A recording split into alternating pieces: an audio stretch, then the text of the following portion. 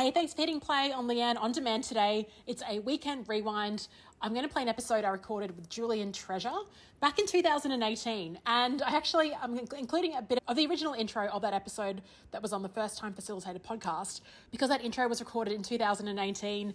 I'm really fresh to podcasting, and Julian Treasure's speech, his TED Talk, was one of my most favorite TED Talks. So I just couldn't believe that I was having a live conversation with him.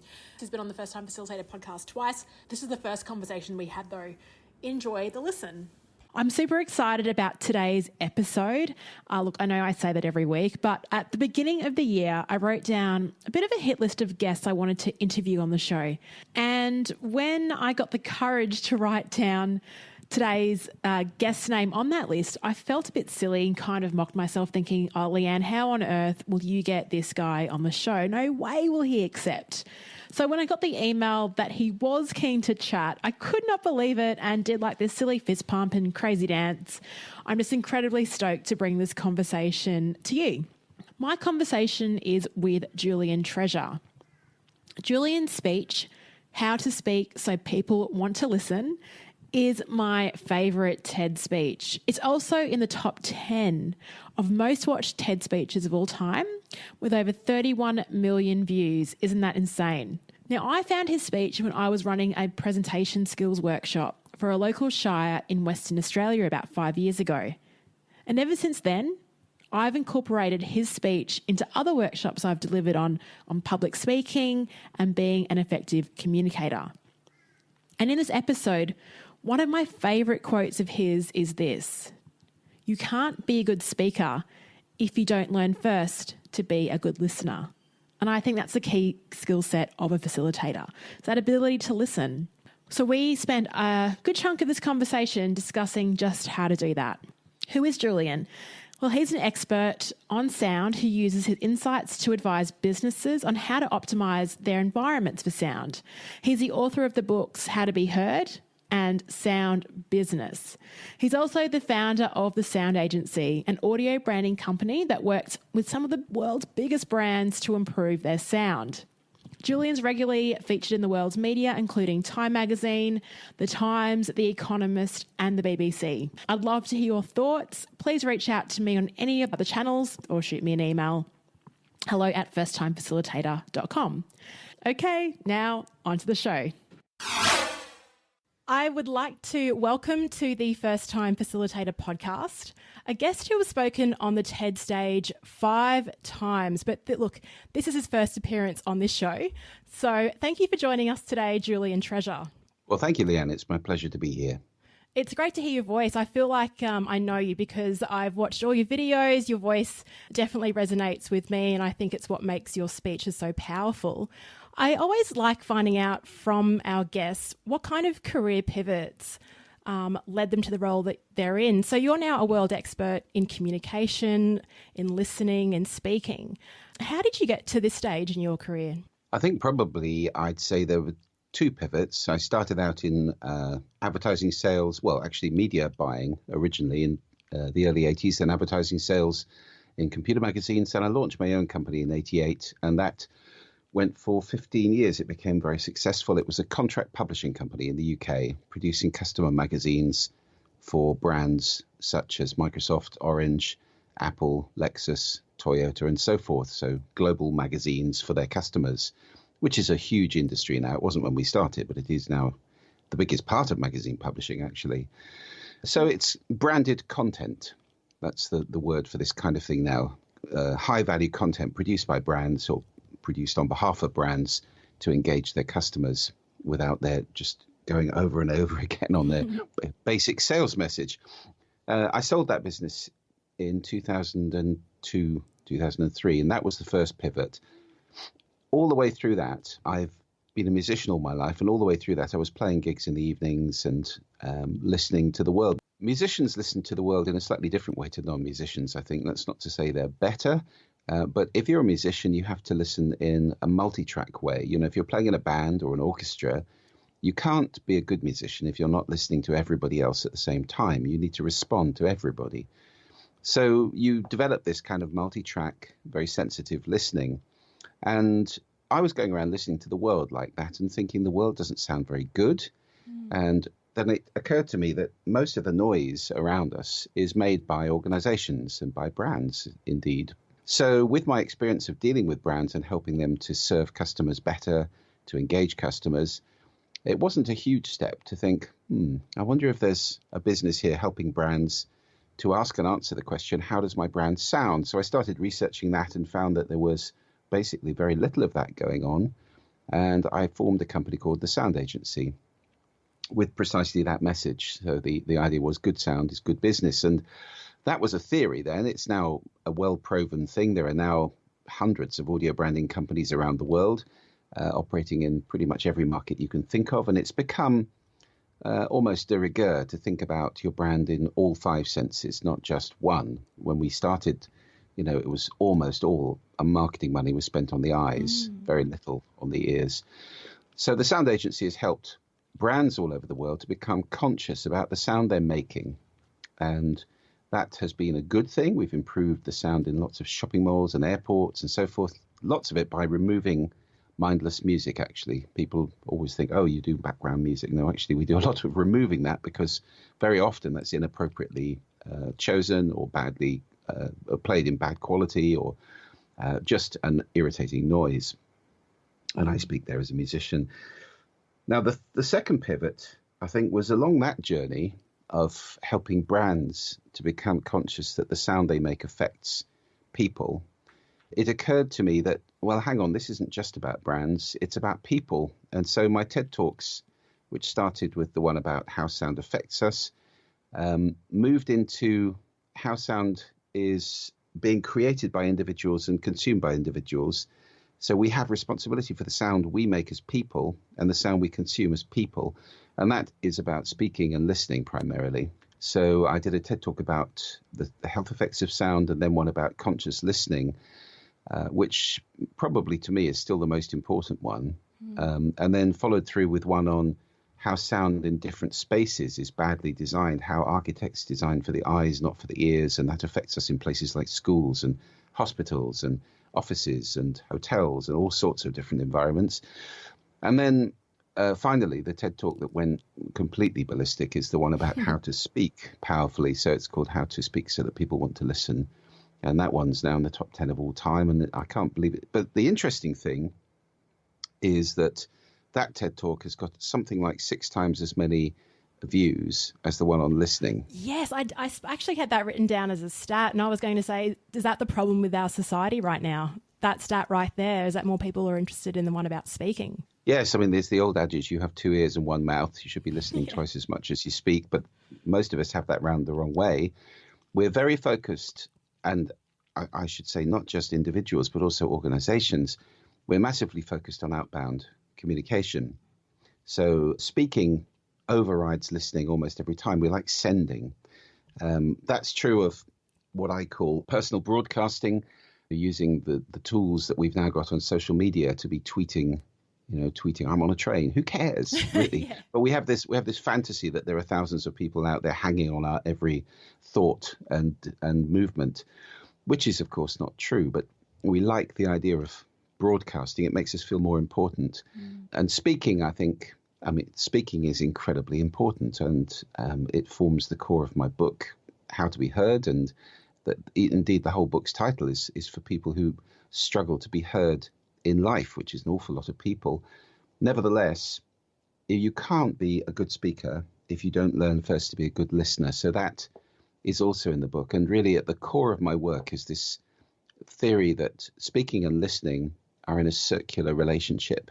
That's true for organizations, which are terrible at listening generally and put all their effort into broadcasting their message. And it's true for each of us as an individual as well. That whole thing about how to be a good speaker is it's important to be a good listener. Where I've really sort of seen this play out actually was on the weekend. I was at a conference and I was watching the MC, the Master of Ceremony. And after every speech, he'd just come on and just say, thanks for the speech, and then move on. And he didn't really acknowledge what the previous person had spoken about. And I feel like that was a really lost opportunity because I just don't have a sense that he was listening to their content. It was more about, thanks for that. now we're going to move on. And I think the real value that great MCs have you done some MC work as well? Yes, I have over the years done some of that. Yeah. And you always want to reflect off what somebody said to give it continuity and sew the whole thing together.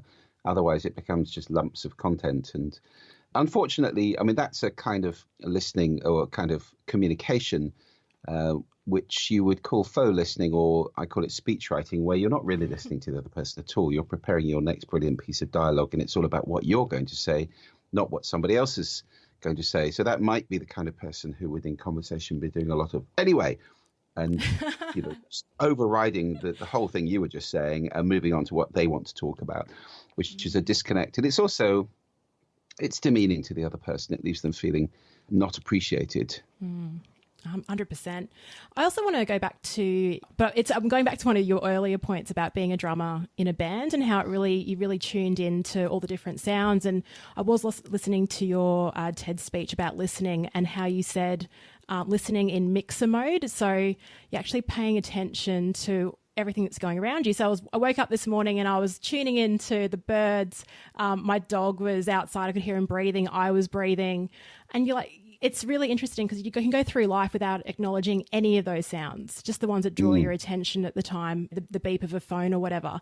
To do that, you felt very present. Well, I did this morning. It's a really cool tool. Yeah, well, listening is a skill. That's the whole thing. So you can improve any skill.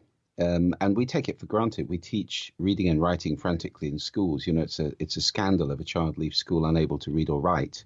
We do not teach speaking and listening. Or if we teach speaking at all, it's minimal. We certainly don't teach listening skills, which is tragic because it's our primal form of communication. It's so much more powerful than reading and writing. To be direct, to be there with your voice in the world, you can convey so much more emotion. It's a much more influential form of communication. If you're going to lead people, or in the case of this conversation, train people, it really behooves you to take on that you're playing an instrument here. We're all playing this amazing instrument, the voice, and you need to train that. And just at the same time, we're doing a thing which is called listening. It's not a passive activity. It's not like hearing. You don't have to do anything to hear stuff. You hear everything. Listening, by contrast, is a skill. It's a two-stage skill. You select stuff to pay attention to, and then you make it mean something. So my definition of listening is making meaning from sound. And that colors your whole perception of existence. I mean, as you said, you paid attention to some things this morning that you had never really paid attention to before, or generally didn't.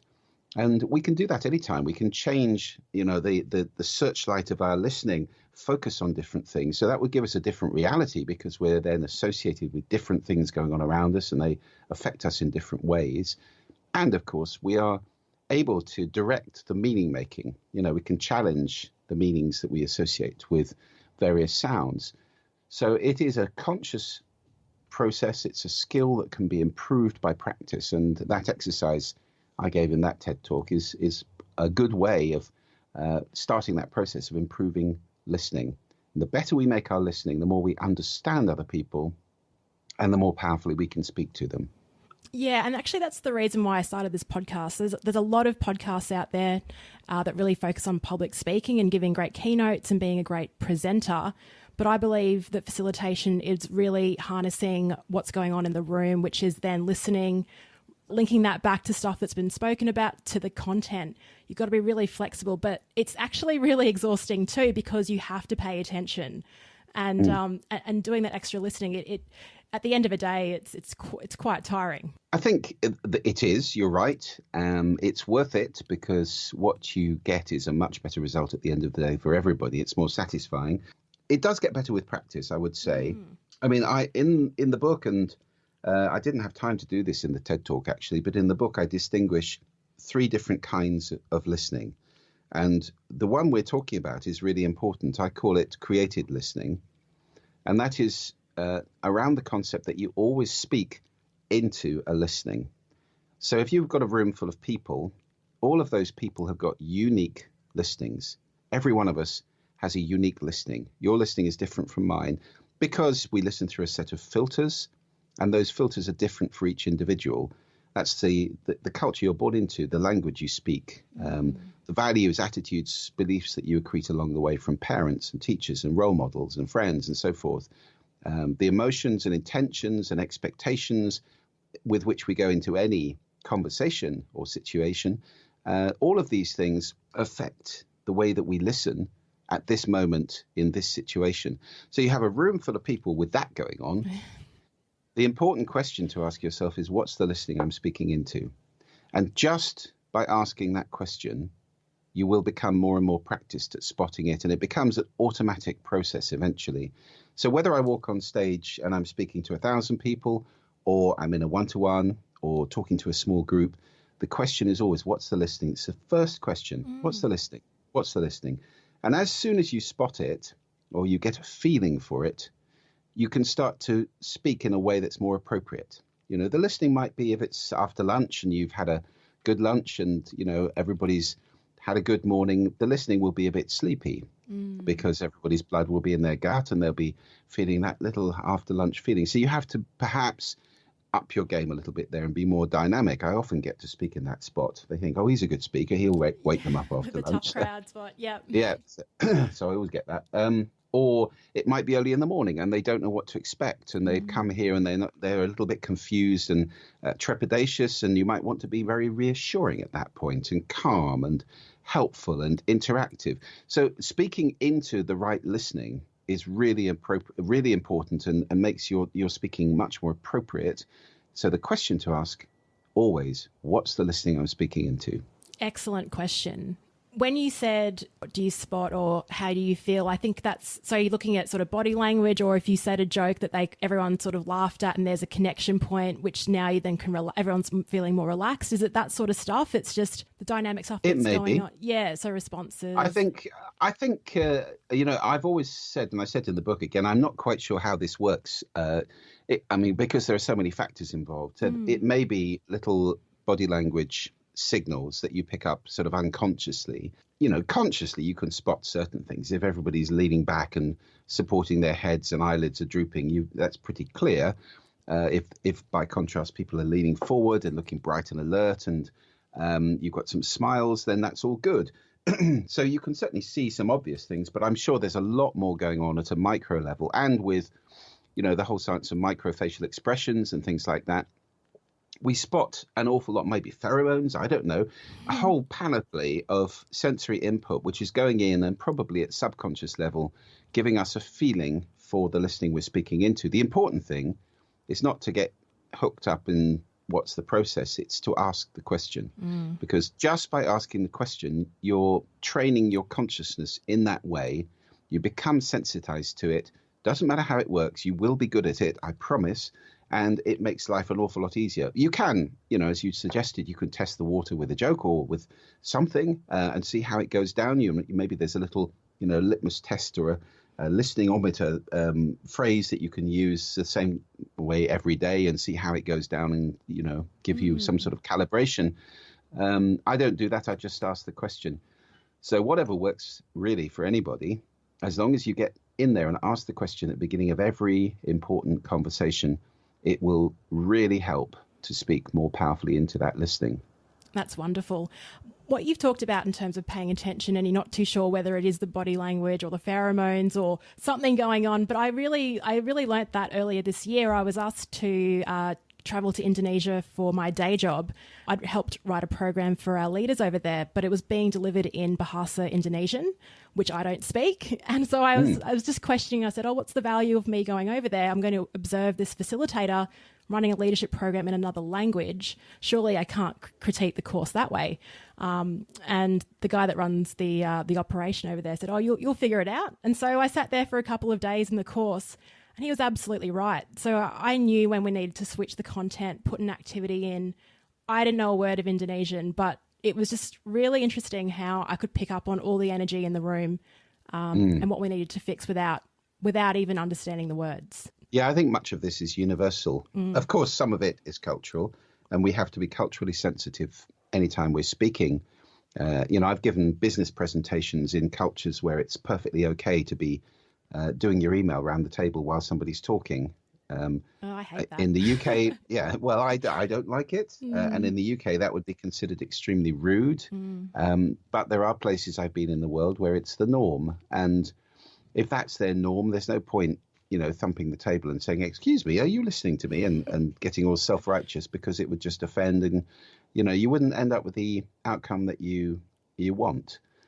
So obviously one can try to be as engaging as possible, but there are cultural differences which require some sensitivity. Nevertheless, a lot of it is universal. I think a lot of human body language is universal. And I think we can pretty much spot when somebody's engaged or not engaged in any culture in the world. Yeah, I agree. Now, that's we're talking about listening, but I'd like to transition and talk about using your voice and speaking as well, and particularly talk about the case of credibility. So a lot of first-time facilitators struggle with a bit of confidence because they may not believe that they're the right person to be stepping up in training or facilitating a topic. They may be a subject matter expert, but credibility can be shown in many other ways. And in your speech, you mentioned that, we vote for politicians that have lower voices because it gives us a sense of authority. What then can we do as facilitators to own our voice more if we don't have a strong voice? Can we change that, or are we doomed to just sort of have a voice that doesn't convey that kind of authority that we're really after? Yes, again, I think consciousness is vitally important. So in the talk about talking, I speak about having a vocal toolbox.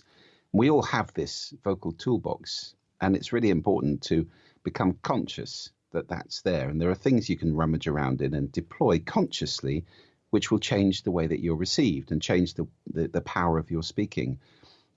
First of all is what you say, and there's a huge amount in my book about designing great content. I mean, that is really important.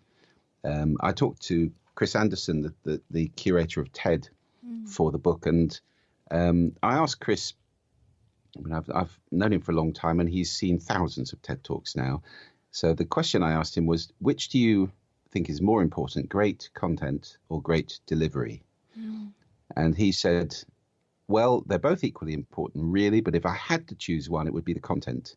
I'd rather see somebody delivering earth-shattering content in an amateurish way than see somebody delivering banal nonsense in a highly slick and professional way, because the latter one, that's just actually annoying. I think that's really important. So get your content right is the first secret to engaging people, making sure your content is for the right listening and it's going to engage them. There's a big idea, the flow of it, there's a story, there's an arc you're taking them through in the day, and it's just not just an endless repetition or an endless procession of fact after fact or thing after thing. Content is vital. Then you've got how you say it, and the voice, as I said earlier, is this amazing instrument. Mine is slightly compromised at the moment. You can probably hear I have a slight cold right now here in Orkney, which is a long way north from where you're speaking. Yeah. So it's winter here and I have a slight cold. Well, I work around that. I have to become conscious of my voice all the time. I do vocal warm-up exercises before important conversations to give my voice the best chance. And I'm conscious of the vocal toolbox. And that includes all sorts of things. Starts with things that you might not guess, perhaps, which are things like stance. Standing in the right way is really important. Getting your vocal cords relaxed and vertical is a key. Many people will stress their vocal cords. If I lean my head forward, you can hear my voice change, or if I push my head back, you can hear my voice change. That's because I'm compressing or expanding my vocal cords, and they can't work so well in that situation. It's amazing how many of us will do a phone call leaning forward, and that changes your voice like that. Stance is important. There's a kind of neutral position, I would say, which is a very good base. I'm not saying stay there all the time, but feet roughly shoulder width apart, slightly narrower for females, and everything vertically stacked above. I always imagine there's a string in the top of my head that I'm suspended from, and that gets your shoulders back and down and you feel nice and relaxed. And I imagine roots from my feet going into the ground. So I feel rooted and yet supported and relaxed. And it's all vertical and it all looks good. Hands loose by the sides. That is a fantastic position to speak from. No jiggling, no, physical tics of walking around on the spot or leaning to one side then the other. These things are distracting If you do them all day, they'll drive people nuts like a dripping tap. That's, you can video yourself and spot any of those little things. Stance, very important. Breath, crucial. If you're going to be a good talker, learn to breathe. There are lots of breathing exercises. You can do them in yoga, or you can simply Google breathing exercises and take on breathing, because your voice is just breath. Breath is the fuel for the voice.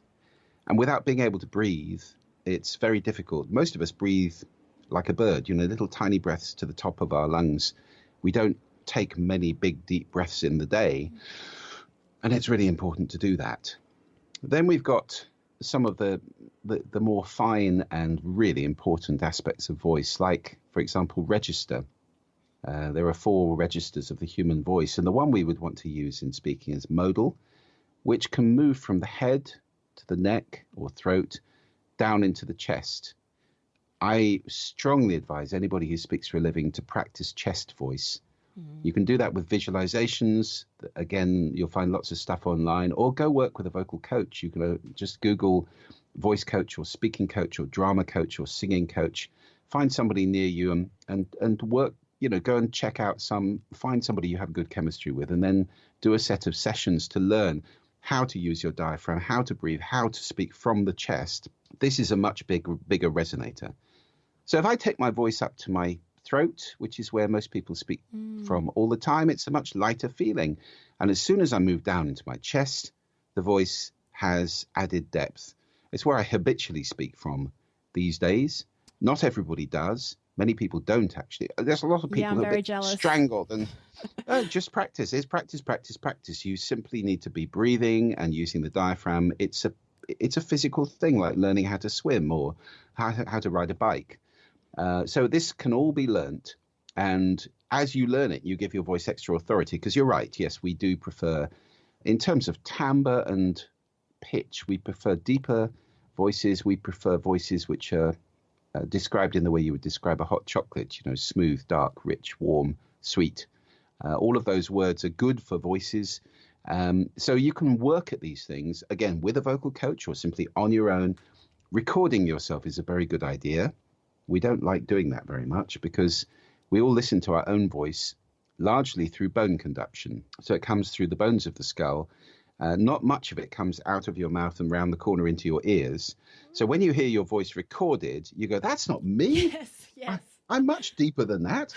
But you're not. Actually, what's going out into the world is what you hear on the recording. So it's very important to record yourself and practice speaking in ways that you feel give you extra authority. That usually means a bit of depth, and that's where practicing the chest voice is really, really important. And then we've got 2 other incredibly important things about the voice. There is pace, and there is prosody, or prosody, as I like to say it. Pace is something that a lot of people aren't conscious of when they're speaking. If you're doing a whole day facilitating something with a group of people, if you maintain the same even pace throughout the entire day, they will start to glaze over, because we get habituated to sounds, and the habitual cadences of somebody's voice speaking the same way over and over again, saying the same thing over and over again, becomes a little bit boring. It's slightly tedious, and we start to glaze over. And, so really becoming conscious of habitual cadences and of pace is crucial.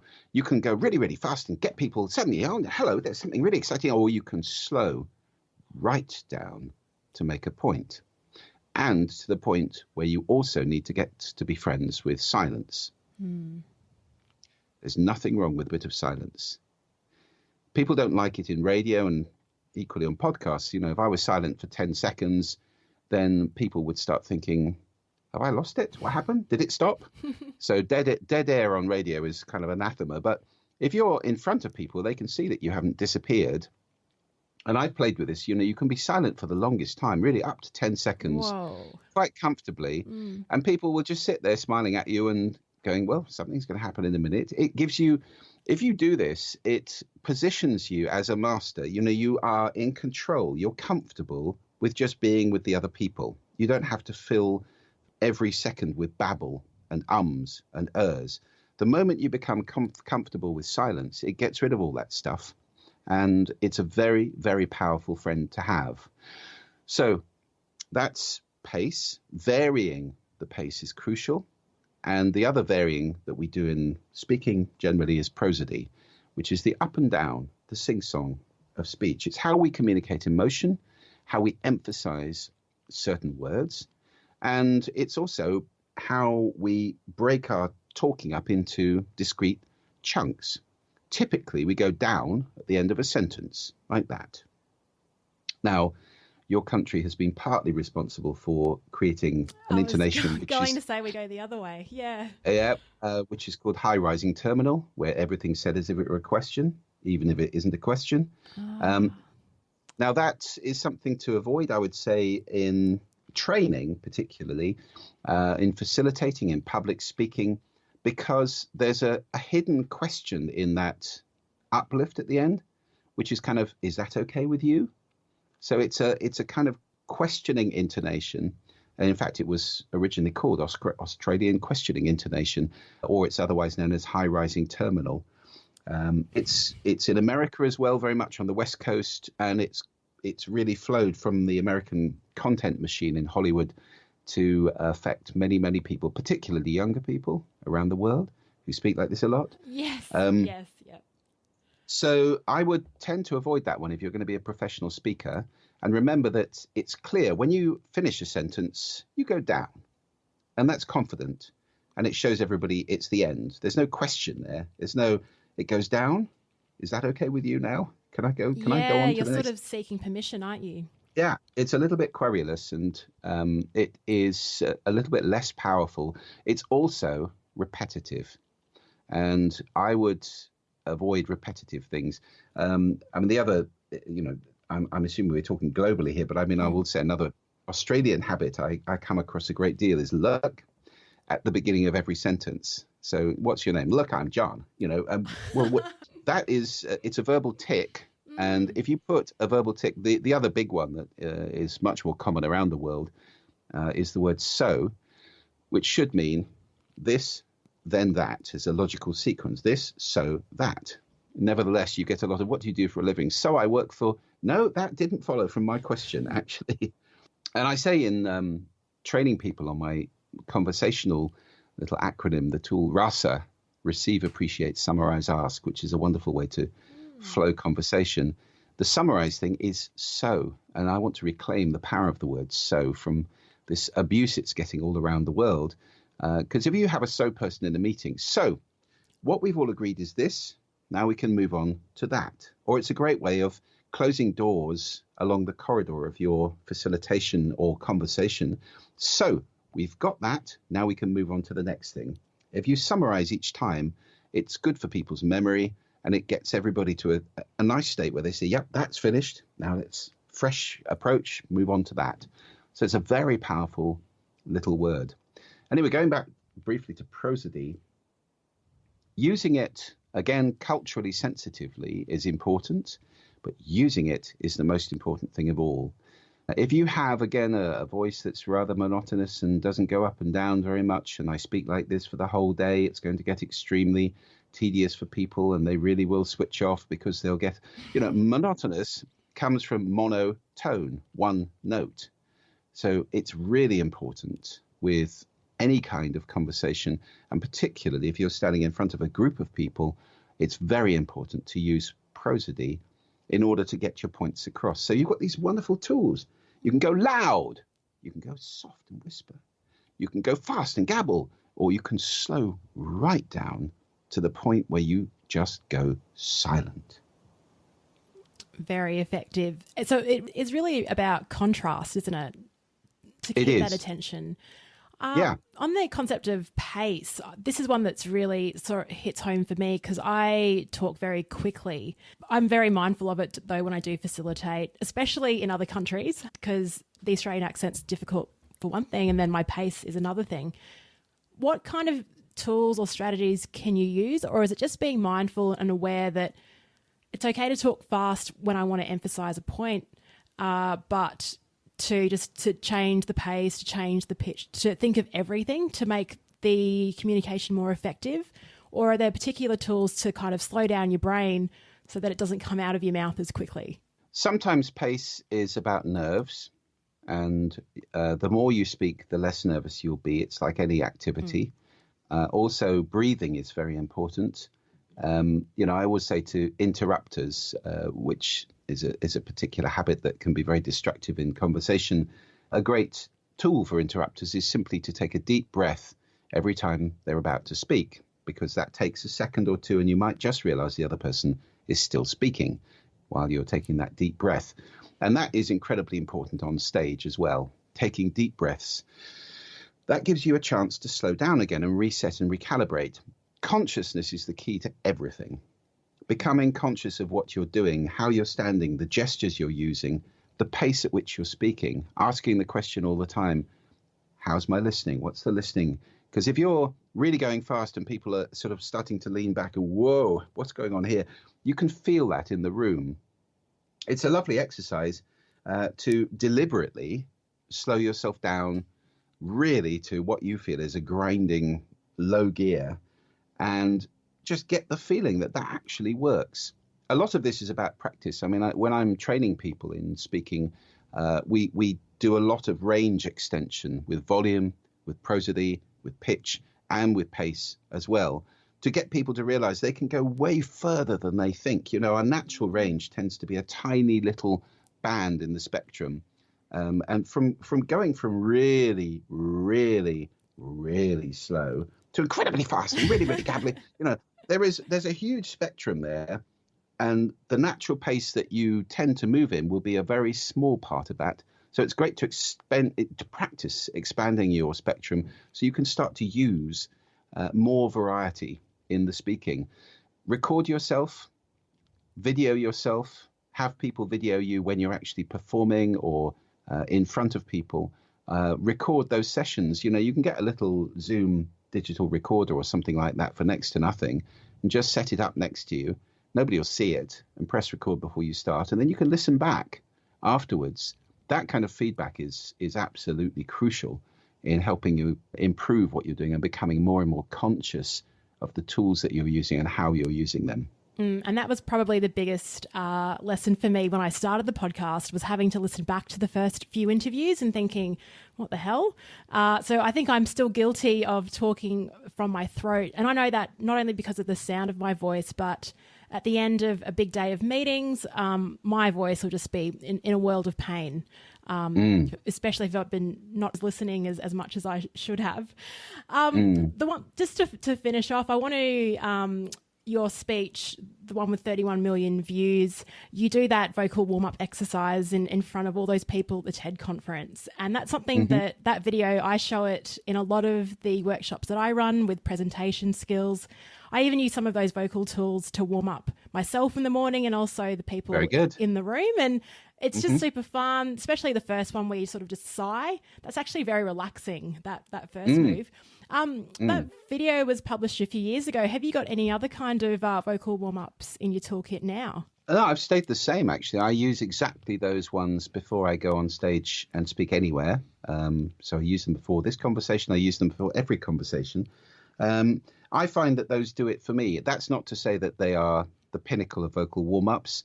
There are lots of famous voice coaches who've worked with the Royal Shakespeare Company, people like Cicely Berry and so forth, who have books full of vocal warm-ups. It depends what you want to do, really. If you're an actor and you're going to be reading Shakespeare, you need different things. There are specific tools for doing stuff with your lips and your tongue and your mouth and your embouchure and so forth, which she has, which that's a different world altogether. Actors have to be able to whisper on stage so you can hear them right at the back of the theatre. Well, we don't need to get quite to that level. So I find I kind of culled those out of looking at what everybody used, and I find those fast, easy to remember, fun to do, and very effective in readying all the bits of the equipment that I need. So no, I haven't changed it over the years. I've stayed with those ones for those very reasons, really. Awesome. Well, isn't that cool that we both use the same warm-up routine for this podcast? Absolutely, yes, indeed. There you go. That's how it works. And, in relation to speaking from the throat, I mean, I would say the same to you, Leanne, as I'd say to anybody, which is find a vocal coach and just work on that. Because if your throat gets stressed, I mean, I can't shout very loudly. I'm not a loud shouter. There's some people can shout enormously loudly from their chest. If I go to a rugby match, I probably can't speak very much the next day. So especially I have if the you're an same England thing. supporter. Yeah.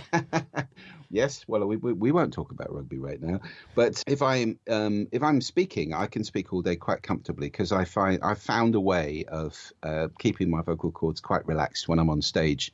So I can certainly do that without feeling stressed. And if that is happening to you, to anybody listening to this, then a vocal coach can really help with that, because it's really about that diaphragm and that breathing and getting it into the chest and letting your vocal cords kind of float on top of it. Obviously, all the sound really comes from there, but they can be much more relaxed than they perhaps are at the moment. So I do recommend that. There are some wonderful people out there working, and they know the science of this extremely well. I will look into that for next year. I actually used to play the tuba when I was younger, so my breathing was excellent, but it's much more shallower now. So I will definitely work on that in the new year. Julian, it's been an absolute pleasure to talk to you. Your TED speech, it's in the top 10 for TED, as you mentioned, but for me, it's my favourite TED speech. It's one. I think I joked to Fran, your assistant, that of the 31 million views, I think I viewed it about 29 million times of those. It's just been so helpful and practical. So thank you so much for all the work that you do. People want to connect with you or find out more about your book and your online courses and watch all your videos. Where should we send them? JulianTreasure.com would be a good place. That has links to all of that. And the book is called How to Be Heard. And it contains, everything we've just talked about and an awful lot more. I tried to pour everything I've learned for years and years about speaking and listening into it. So it's full of exercises and pretty practical. I'm very proud of it, actually. So I do commend it to anybody. Congratulations. And thanks again. It's been great having you on the show. Thanks, Leanne. My pleasure.